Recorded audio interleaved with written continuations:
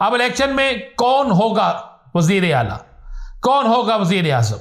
कौन होगा सदर, कौन होगा चेयरमैन सेनेट, कौन होगा स्पीकर,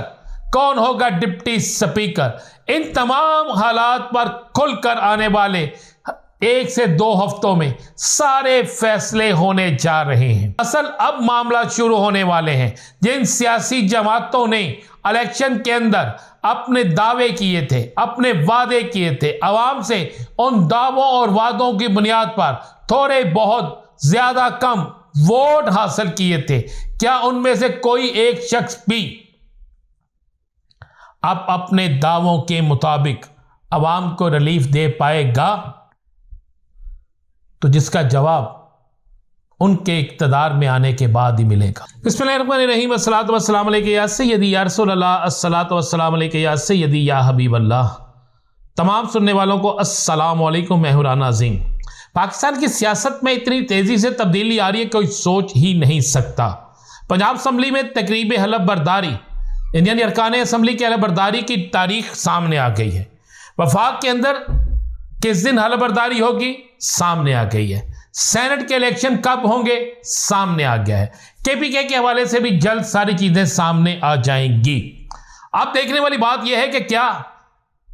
तहरीक इंसाफ के वो तमाम अरकान असम्बली जो सुन्नी इत्तेहाद कौंसिल में शामिल हुए हैं, क्या उन्हें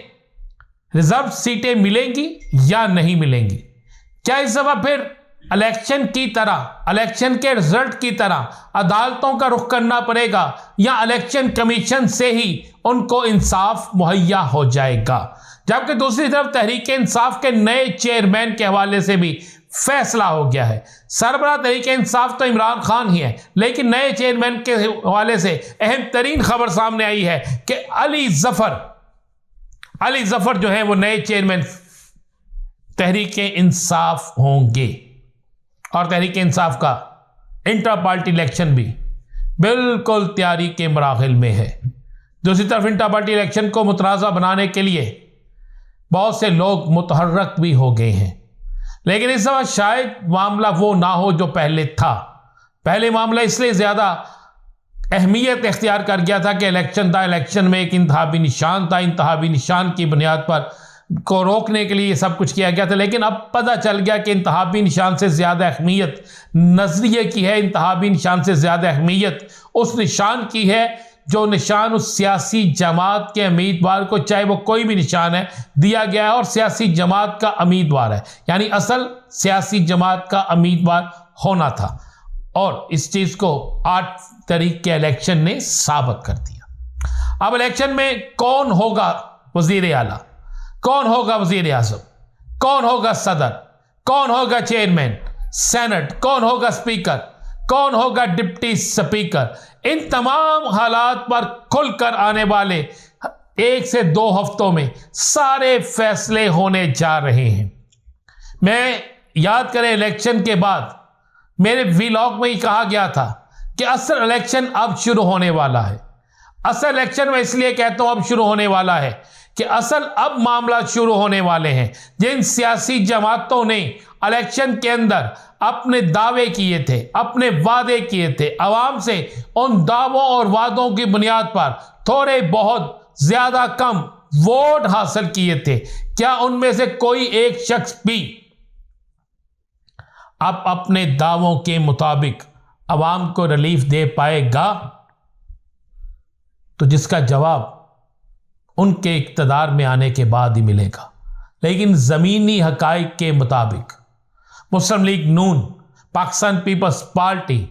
एमक्यूएम पाकिस्तान, मुस्लिम लीग काफ, तहरीक इस्तेहकाम पाकिस्तान पार्टी,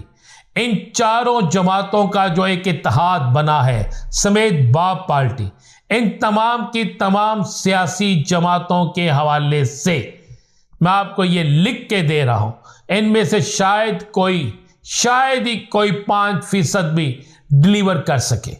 क्योंकि मौजूदा ज़मीनी हक़ाइक़ जो हैं उसमें यह बात बिल्कुल वाज़े तौर पर क्लियर हो चुकी है कि गैस की कीमतों से लेकर बिजली की कीमतें, अद्वियात की कीमतों से लेकर सब्जी की कीमतें, दाल चीनी की कीमतों से लेकर आटे की कीमतें, किसी भी चीज़ की कीमत में कोई भी जो है कमी किसी सूरत में भी आने वाले दिनों में होती नजर नहीं आ रही,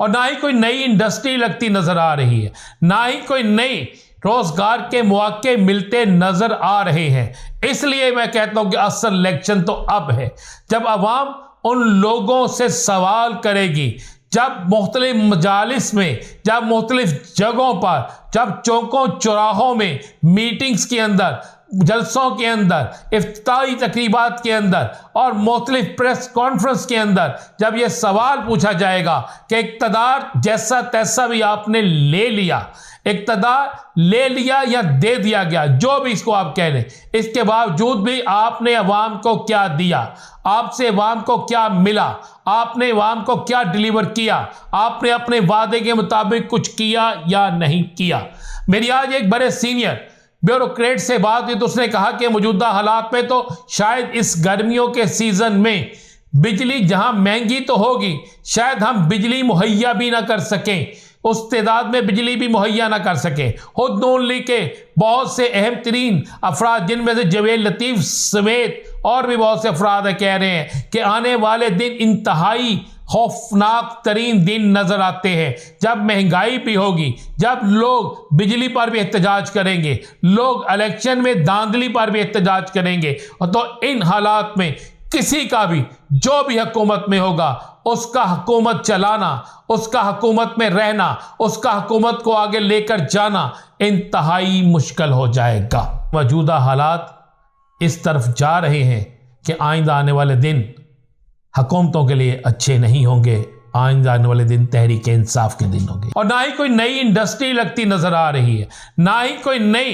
रोजगार के मौके मिलते नजर आ रहे हैं। इसलिए मैं कहता हूं कि असल इलेक्शन तो अब है, जब अवाम उन लोगों से सवाल करेगी, जब मुख्तलिफ मजालिस में, जब मुख्तलिफ जगहों पर, जब चौकों चौराहों में, मीटिंग्स के अंदर, जलसों के अंदर, इफ्तिताही तकरीबात के अंदर और मुख्तलिफ प्रेस कॉन्फ्रेंस के अंदर जब यह सवाल पूछा जाएगा कि इक़्तिदार जैसा तैसा भी आपने ले लिया, इक़्तिदार ले लिया या दे दिया गया, जो भी इसको आप कह लें, इसके बावजूद भी आपने अवाम को क्या दिया, आपसे अवाम को क्या मिला, आपने अवाम को क्या डिलीवर किया, आपने अपने वादे के मुताबिक कुछ किया या नहीं किया। मेरी आज एक बड़े सीनियर ब्यूरोक्रेट से बात हुई तो उसने कहा कि मौजूदा हालात में तो शायद इस गर्मियों के सीजन में बिजली जहां महंगी तो होगी, शायद हम बिजली मुहैया भी ना कर सकें, उस तादाद में बिजली भी मुहैया ना कर सकें। खुद नून लीग के